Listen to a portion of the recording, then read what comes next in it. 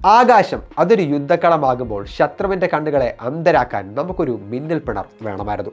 Indian വ്യോമസേനയും DRDOയും ചേർന്ന് വിസ്മയം സൃഷ്ടിച്ചിരിക്കുന്നു. നമ്മുടെ സ്വന്തം മണ്ണിൽ പിറന്ന രുദ്രം 2 ശത്രുവിൻ്റെ റഡാറുകളെ വെറുമൊരു നിഴൽ പോലും അറിയാതെ തകർക്കാൻ കെൽപ്പുള്ള ആൻറ്റി റേഡിയേഷൻ മിസൈൽ. ഇത് കേവലമൊരു പരീക്ഷണമല്ല, ഇത് ഇന്ത്യയുടെ കരുത്തിൻ്റെ പ്രഖ്യാപനമാണ്. സുഖോയ് 30 MK എന്ന ആകാശത്തിൻ്റെ രാജാവിൽ നിന്നും വിക്ഷേപിക്കപ്പെട്ട രുദ്രം 2 കുതിച്ചുയർന്നത് ശബ്ദത്തെക്കാൾ വലിയ വേഗതയിലാണ്. മാക് 5.5 വേഗത, അതായത് മണിക്കൂറിൽ 5000-ലധികം കിലോമീറ്റർ. 300 കിലോമീറ്റർ അകലെയുള്ള ശത്രുവിൻ്റെ ഒളിത്താവളങ്ങൾ, അവരുടെ റഡാറുകൾ, കമ്മ്യൂണിക്കേഷൻ ടവറുകൾ.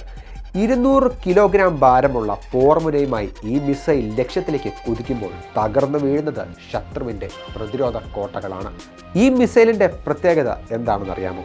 ശത്രുവിൻ്റെ റഡാറുകൾ ഓഫ് ചെയ്താൽ പോലും ഇതിൻ്റെ ലക്ഷ്യം തെറ്റില്ല.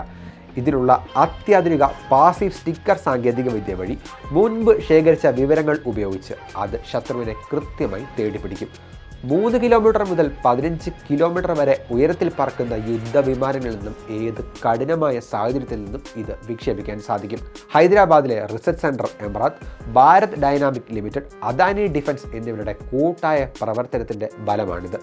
ചാണ്ടിപ്പൂരിലെ ഇൻ്റഗ്രേറ്റഡ് ടെസ്റ്റ് റേഞ്ച് ITR വിന്യസിച്ച വിവിധ റേഞ്ച് ഉപകരണങ്ങൾ പകർത്തിയ ഫ്ലൈറ്റ് ഡാറ്റ സ്ഥിരീകരിച്ചതുപോലെ എല്ലാ പരീക്ഷണ ലക്ഷ്യങ്ങളും പൂർണ്ണമായും കൈവരിക്കപ്പെട്ടു എന്ന് പ്രതിരോധ മന്ത്രാലയം പ്രസ്താവനയിൽ അറിയിച്ചു കഴിഞ്ഞു.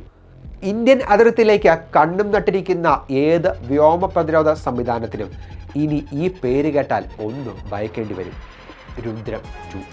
ചാണ്ടിപ്പൂരിലെ ഇൻ്റഗ്രേറ്റഡ് ടെസ്റ്റ് റേഞ്ചിലെ ഡാറ്റകൾ വ്യക്തമാക്കുന്നത് ഒന്നു മാത്രം: ഇന്ത്യയുടെ വാനോളം ഉയർന്ന കരുത്ത് ഇനി ആർക്കും തടയാനാവില്ല. ഇനി ആകാശത്ത് ഇന്ത്യയുടെ പരമാധികാരത്തിന് മേൽ ഒരു നിഴൽ പോലും വീഴ്ത്താൻ ആർക്കും സാധിക്കില്ല. ഇനി ആകാശത്ത് ഇന്ത്യയുടെ പരമാധികാരത്തിന് മേൽ ഒരു നിഴൽ പോലും വീഴ്ത്താൻ ആർക്കും കഴിയില്ല. അതെ, ഇത് പുതിയ ഇന്ത്യയുടെ ആകാശക്കരുത്ത്. ഇത് ഭാരതത്തിൻ്റെ രുദ്രം.